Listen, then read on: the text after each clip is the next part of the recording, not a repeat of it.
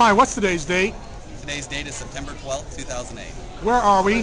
We're at the FRC Value Voters Summit in Washington, D.C. What is your name? My name is David Schmidt. David Schmidt, you're with the organization called Live Action. That's correct. You did research recently in which you hired actors in the Los Angeles area to help you with a research project. Yes. Can you tell us what happened with that research project? Yes, there's two main projects we've done, and we actually we recruited actors internally in the organization. We haven't hired any actors.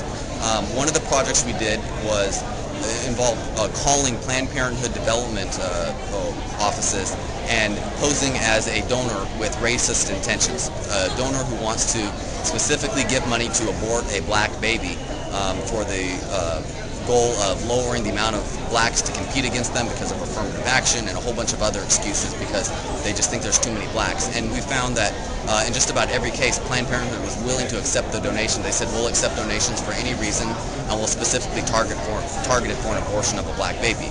And especially with Planned Parenthood's founder being Margaret Sanger, who's someone who's a known eugenicist and racist, and Planned Parenthood this day continuing to give out a Margaret Sanger Award, having one of their flagship clinics called the Margaret Sanger Clinic. We thought it would be interesting to see if they had moved off of their founder's ideology or whether they still operated under it. And the results that we found were disturbing, and so we hope that Planned Parenthood will cease to take race-based donations. Let me ask you this. You mentioned a founder. I'm not sure if that was of the Planned Parenthood movement or of the abortion. Margaret Sanger was an advocate for abortion, but specifically was the founder of Planned Parenthood. And she was a known eugenicist. She had connections with many of the people that were involved in the eugenics movement in Germany, which we all know led to the slaughter of millions of Jews and others that were deemed undesirable. So you're saying that there is a connection between the founding of the abortion movement in the United States, the legalized abortion movement in the United States, and the abortion and experimentation with Jewish human life in Nazi Germany. You're saying there is a historical connection there? Yeah, and Margaret Sanger, she targeted those, a lot of times it wasn't just based on race, but also those that were based on low income levels, those that she considered undesirable. She called them human weeds. And so there was a targeting of anyone who didn't fit her model of how they should be in a society. And this woman is the founder of Planned Parenthood? She's the founder of the organization, and the organization has not specifically distanced themselves from her statements, and they continue to operate with some of their clinics bearing her name. And so we think it's very, very dangerous, and it's disturbing, and we hope that they will finally come clean and break from her.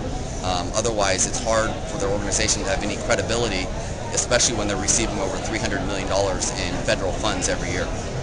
And this $300 million in federal funds is coming because certain congressmen are voting for those funds. Is that correct? Right. They get a whole variety of grants, some of it through Title X, but it totals to a little over $300 million, and then they get some from some of the different state governments. So that adds up to a total of about $350 million from government agencies out of their about $1 billion budget. So, 35-40% of their budget is from just direct grants, as well as, of course, then they get other money through programs like Medicare and stuff for when they perform, let's say, abortions on women who have maybe a government program pay for it.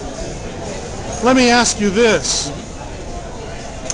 You're basically saying that tax money is being used and given to a pro-abortion organization that promotes and performs abortions, and that the tax money is coming from people who are against abortions. Absolutely, 100%.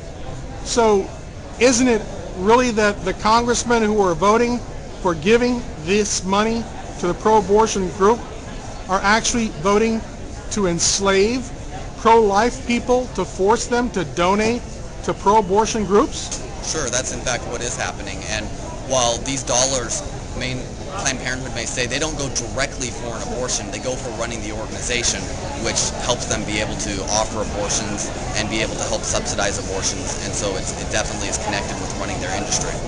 Well, if you give somebody $2 so that they can take the $2 that they have and do something else, you're really just simply increasing the budget that they have for their whole organization. They can just shuffle money around and say, well, we're using the federal money to run administrative offices, and then any money they get from anything else they spend on abortion. So in fact, it allows them to take in money from let's say donations or from their services and be able to spend it in a way that is completely opposed. So in effect, yes, absolutely, the pro-life dollars by taxpayers are being used for abortions.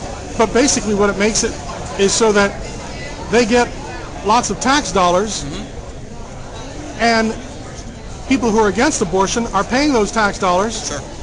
and then they go out and perform abortions or promote abortions. They have a lot of more money to promote and perform abortions. No matter how they juggle the money, the bottom line is that money is allowed to help them open new clinics, and they perform about 250,000 abortions a year. Planned Parenthood is the #1 abortion provider in the United States. And they still have not disavowed the racist background of the founder of Planned Parenthood. Is that right? They haven't disavowed Margaret Sanger, and I haven't seen any specific statements related to racism. They maybe had some statements many years ago that I'm not aware of, but I think that if they truly were going to disavow themselves of the Margaret Sanger, that they wouldn't carry her name on their clinics or in the awards they give out every year. Okay. But there definitely is an historical connection between the philosophy of Margaret Sanger and the philosophy of the Nazis in Germany. Yes, it's part of the eugenics movement that we saw in the 30s and the 40s that really, tried to prize this model family.